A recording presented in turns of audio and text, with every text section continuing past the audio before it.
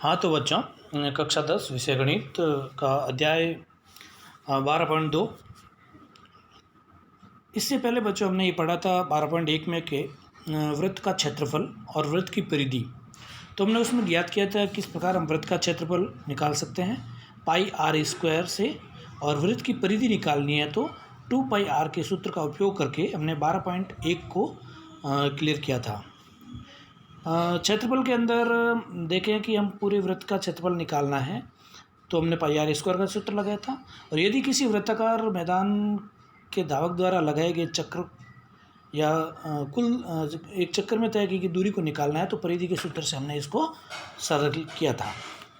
आज हमारा टॉपिक 12.2 के अंदर वृत्त के त्रिज्यखंड और वृत्तखंड के बारे में हम यहाँ पढ़ेंगे। तो त्रिज्यखंड क्या होता है? त्रिज्यखंड का मतलब ये होता है कि सपोज मान लीजिए हमारे पास एक सर्किल है और एक सर्किल के टुकड़े दो त्रिज्याएं मिलके करें। जैसे इस डायग्राम के अंदर हम देखें ये डायग्राम कि एक तो ओ एक त्रिज्या है और एक ओ बी त्रिज्या है। ये दोनों त्रिज्याओं मिल करके इस वृत्त के भाग कर रही है, दो भाग कर रही है। एक छोटा भाग लघु त्रिज्यखंड और ये बड़ा वाला भाग जो है वो कहलाएगा दीर्घ त्रिज्यखंड। तो इसका मतलब ये हुआ कि अगर किसी दो त्रिज्याएं मिलकर एक वृत्त के दो भाग करती हैं तो इसके त्रिज्यखंड कहलाते हैं। और यदि यही वृत्त के भाग अगर एक जीवा मिल करती है, जैसे ये जीवा दूसरे डायग्राम के अंदर देखिए जीवा, इसका नाम ए बी है। ए बी जीवा इस वृत्त के दो भाग करती है, एक ये छायांकित भाग और एक ये खाली वाला भाग, तो ये इसके वृत्तखंड कहलाते हैं। तो ये छोटा वाला भाग को कहेंगे लघु वृत्तखंड और बड़े वाला भाग को कहेंगे दीर्घ वृत्तखंड। और इसमें तीसरे में देखिए कि जो त्रिज्या है, दो त्रिज्याएं मिलके जो इसके अंदर ऊपर कोण बनाती है थीटा कोण, तो इस थीटा कोण के द्वारा बनाया गया टोटल कुल कितना क्षेत्रफल ये ज्ञात करेगा, कवर करेगा, इसको हम सूत्र के माध्यम से निकालेंगे। तो त्रिज्यखंड का सूत्र जो होता है वो क्या होता है, किसी थीटा कोण बनाए गए दो त्रिज्या के द्वारा थीटा कोण केंद्र पे बनाया गया है तो उसके द्वारा जो टोटल एंगल होगा या टोटल क्षेत्रफल होगा थीटा बटा 360 इंटू पाई आर स्क्वायर, ये उसका त्रिज्यखंड का क्षेत्रफल का सूत्र होगा। इसको हमें ध्यान रखना है।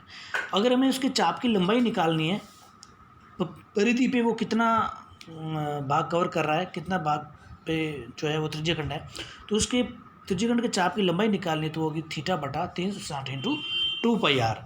तो क्षेत्रफल निकालना है तो थीटा बटा 360 इंटू पाई आर स्क्वायर के सूत्र से निकालेंगे, और चाप की लंबाई निकालनी त्रिज्यखंड के थीटा बटा 360 इंटू 2 पाई आर के सूत्र का उपयोग करके हम ज्ञात करेंगे।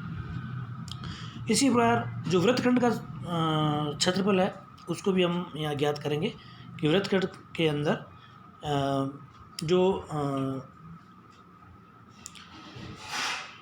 वृत्तखंड के अंदर जो पूरा सर्किल है इसमें त्रिज्यखंड के द्वारा जो कोण बनाया जा रहा है, इसके अंदर जैसे एक डायग्राम को वापस देखें, ये जो छायांकित भाग दिख रहा है वो वृत्तखंड है। तो अब इस वृत्तखंड का क्षेत्रफल निकालने के लिए पहले मुझे पूरा त्रिज्यखंड का क्षेत्रफल निकालना पड़ा, ओ ए पी बी, इस पूरे का क्षेत्रफल निकालेंगे तो त्रिज्यखंड का क्षेत्रफल हम जानते हैं कि ये होता है थीटा बटा 360 इंटू पाई आर स्क्वायर।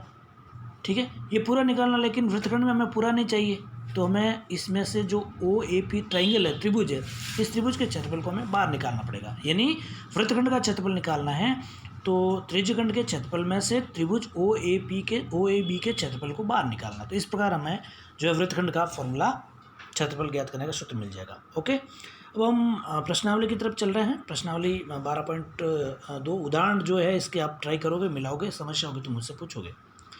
प्रश्नावली जो 12.2 इसका पहला क्वेश्चन है कि एक 6 सेंटीमीटर त्रिज्या वाला एक वृत्त है, इसके जो त्रिज्यखंड का क्षेत्रफल हमें ज्ञात करना है, जबकि जो कोण बनाया गया है वो 60 डिग्री, इसमें आगे दिया हुआ है जो कोण है वो 60 डिग्री है। तो इस क्वेश्चन का त्रिज्यखंड निकालना है, तो त्रिज्यखंड हम कैसे ज्ञात करेंगे, तो इसके लिए मैं अभी आपको बता रहा हूँ। इसका ये इसमें एक त्रिज्यखंड का निकालना, त्रिज्यखंड का सूत्र अभी मैंने आपको बात की थी। त्रिज्यखंड का सूत्र किस प्रकार निकालेंगे हम, त्रिज्यखंड का सूत्र होता है पाई आर स्क्वायर थीटा बटा 360। ठीक है, तो थीटा की जगह हमें पता है कि यहाँ 60 डिग्री दिया हुआ है, आर की जगह हमें पता है कि 6 सेंटीमीटर दिया हुआ है, तो सूत्र में मान रखेंगे तो 60 बटा 360 इंटू पाई की जगह 22/7 इंटू आर की जगह 6 इंटू 6, सरल करेंगे। 60 का भाग 360 में 6 बार और एक 6 से ये 6 ऊपर वाला कटेगा तो हमारे पास बचेगा 22 × 6/7 और 22 × 6 यानी 132। 132 में 7 का भाग देंगे तो 18.85 वर्ग सेंटीमीटर। ये पहला क्वेश्चन। दूसरा, वृत्त की परिधि वृत्त के चतुर्थांश का क्षेत्रफल ज्ञात करना जबकि उसकी परिधि 22 सेंटीमीटर। अब ध्यान रखिए, जब हमें त्रिज्यखंड का क्षेत्रफल निकालना तो उसमें एक तो थीटा चाहिएगा और एक हमें आर चाहिएगा।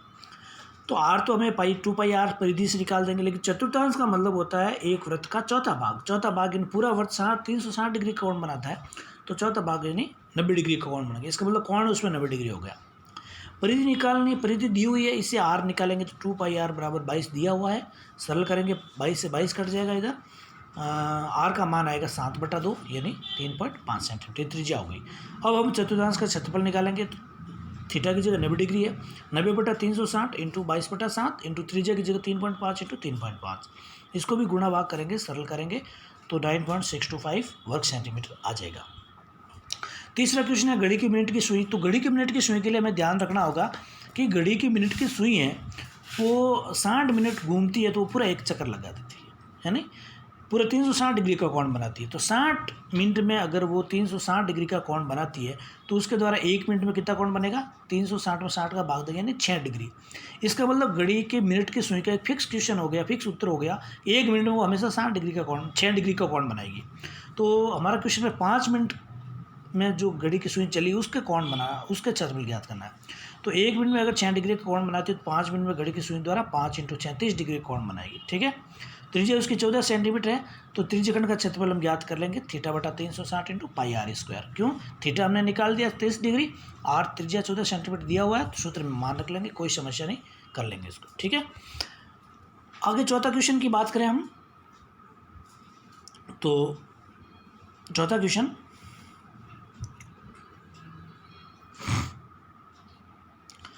क्वेश्चन देखिए, त्रिज्या 10 सेंटीमीटर है और वृत्त की जीवा द्वारा केंद्र पर समकोण बनाया जा रहा है।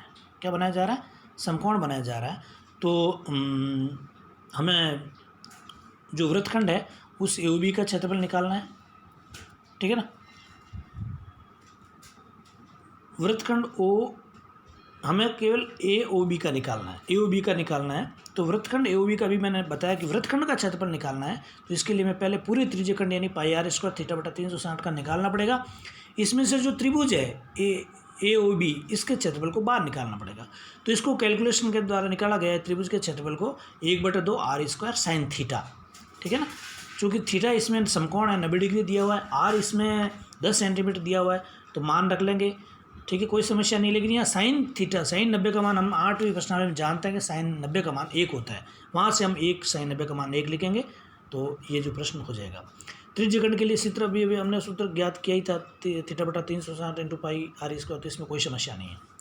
पाँचवा क्वेश्चन है, r 21 सेंटीमीटर, थीटा 60 डिग्री है, तो चाप की लंबाई का सूत्र मैंने अभी बताया था आपको कि वैसे 2πr θ/360 होता है, लेकिन 2 से 360 180 बार करता है, तो πr θ/180 डिग्री होता है।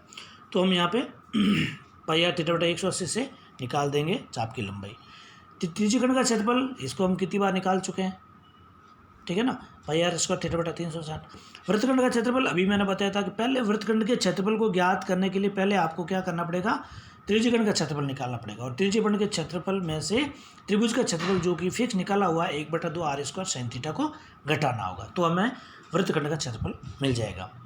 अब छठा क्वेश्चन है कि r 15 सेंटीमीटर, थीटा 60 डिग्री है, लेकिन दीर्घ वृत्तखंड का निकालना है। तो बात ध्यान दीजिए, अभी तक हम लघु वृत्तखंड या लघु त्रिज्यखंड का निकाल लेते हैं। अब इस बार इन्होंने बड़े वाले भाग का क्षेत्रफल पूछ लिया, तो बड़े वाले भाग का क्षेत्रफल पूछ लिया तो कुछ नहीं करना है।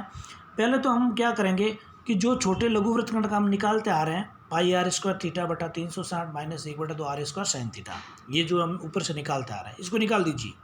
ये छोटे भाग का है, चूँकि हम बड़े भाग का निकालना है तो ऐसे हम क्या करेंगे कि पहले एक बार पूरे वृत्त का निकाल दीजिए πr², और πr² में से आपने जो छोटे भाग का निकाला है, जो ऊपर निकाला था जिस तरह से, उसको निकाल कर घटा दीजिए, तो आपके पास दीर्घ वृत्तखंड के क्षेत्रफल मिल जाएंगे। तो इस प्रकार इन प्रश्नों को आपको अच्छी तरह से मिलाना है। बहुत ही सरल प्रश्न है, आप अच्छे से मिलाओगे।